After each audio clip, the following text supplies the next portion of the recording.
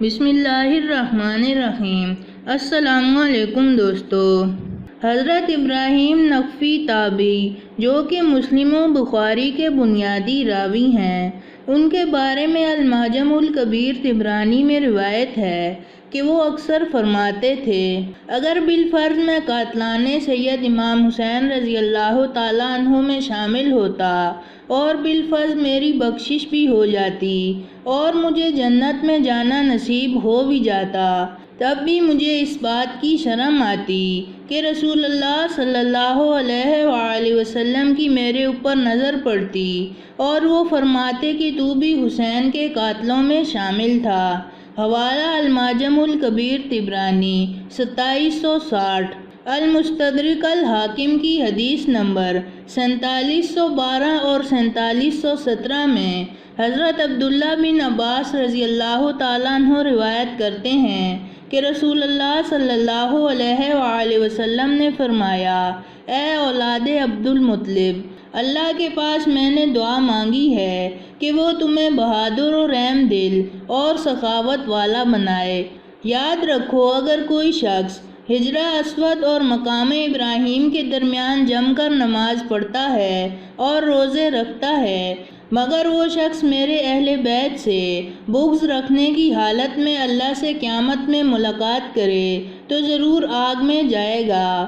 اسی طرح حضور صلی اللہ علیہ وآلہ وسلم نے ایک دفعہ ایک گندھے پر حضرت حسن اور ایک کندھے پر حضرت حسین رضی اللہ تعالیٰ عنہ کو سوار کیے جا رہے تھے اور شہزادوں کو باری باری چوم رہے تھے کہ کسی نے پوچھا، یا رسول اللہ، کیا آپ کو ان سے پیار ہے؟ تو حضور صلی اللہ علیہ وآلہ وسلم نے فرمایا، ہاں، میں ان سے محبت رکھتا ہوں، اور جو ان سے محبت رکھے گا گویا اس نے مجھ سے محبت رکھی، اور جس نے ان دونوں سے بغض رکھا گویا اس نے اللہ اور اس کے رسول سے بغض رکھا۔ حوالہ المستدرک الحاکم حدیث نمبر 4777۔ جامعہ ترمذی کی حدیث پاک میں ہمارے پیارے آقا صلی اللہ علیہ وآلہ وسلم نے 6 ایسے لوگ بیان کیے ہیں کہ جن پر اللہ اور اس کے نبی نے لعنت کی ہے۔ نمبر 1، اللہ کی کتاب میں اضافہ کرنے والا۔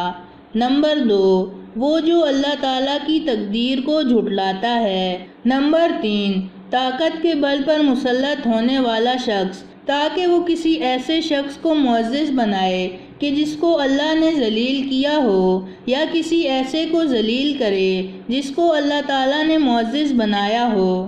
نمبر 4، وہ شخص جس نے اللہ تعالیٰ کے حرم پر بے حرمتی کی۔ نمبر 5، وہ شخص جو میرے اہل بیت کی بے حرمتی کرے۔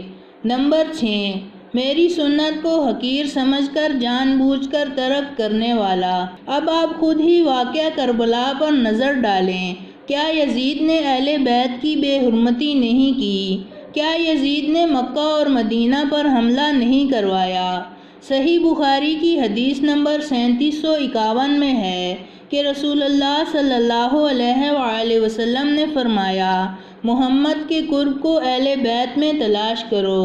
مسند احمد 27085 جلد 12 کے صفحہ نمبر 53 کی حدیث میں ہے کہ شہر بن شب تابعی فرماتے ہیں کہ جب حضرت امام حسین رضی اللہ تعالیٰ عنہ کی شہادت ہوئی تو میں نے حضرت ام المومنین حضرت ام سلمہ رضی اللہ تعالیٰ عنہ کو یہ فرماتے ہوئے سنا کہ اللہ تعالیٰ عراقیوں کو غارت کرے جنہوں نے نواسہ رسول صلی اللہ علیہ وآلہ وسلم کو دھوکہ دیا اور پھر شہید کیا۔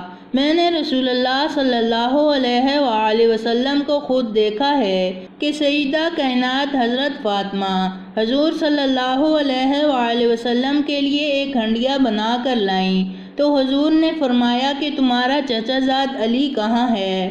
انہوں نے کہا وہ گھر پر ہیں۔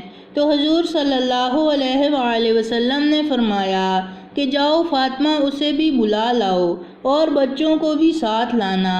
جب وہ سب آ گئے تو حضور صلی اللہ علیہ وآلہ وسلم نے ایک چادر ان پر اوڑھ لی اور اللہ پاک سے یوں دعا فرمائی کہ اے اللہ پاک، یہ میرے اہل بیت ہیں، ان سے ناپاکی دور فرما دے اور انہیں خوب پاک فرما دے۔ مسند احمد حدیث نمبر 2165 جلد نمبر 2 صفحہ نمبر 93 پر ہے کہ ایک دن میں نے دوپہر کے وقت رسول اللہ صلی اللہ علیہ وآلہ وسلم کو خواب میں دیکھا۔ آپ اس حال میں تھے کہ بال بکھرے ہوئے تھے، چہرہ مبارک پر گرد پڑی ہوئی تھی اور ہاتھ میں ایک شیشی تھی جس میں خون تھا۔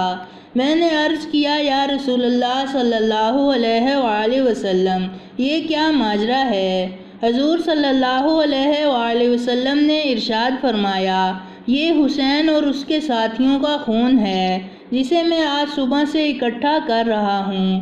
فرماتے ہیں کہ میں نے یہ دن رکھا اور بعد میں تصدیق ہوئی کہ اسی دن 61 ہجری کو 10 محرم کو سیدنا حسین رضی اللہ تعالیٰ عنہ کو شہید کیا گیا۔ مسند احمد 648 جلد نمبر 1 صفحہ نمبر 336 پر حضرت ابو عبداللہ تابعی بیان کرتے ہیں کہ میں امیر المومنین حضرت علی کے ساتھ سفر پر جاتا تھا اور آپ کے سامان طہارت کا بندوبست کرنا میری ذمہ داری تھی۔